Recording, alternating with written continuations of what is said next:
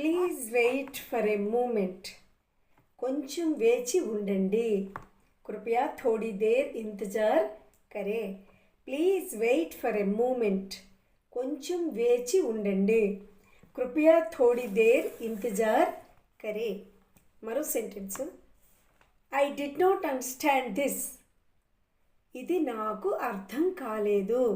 ముझे यह समझ नहीं आया. I did not understand this. ఇది నాకు అర్థం కాలేదు. ముझे यह समझ नहीं आया. ఇంకోటి. What are you doing. మీరు ఏమి చేస్తున్నారు. ఆప్ క్యా కర్ రహే హై.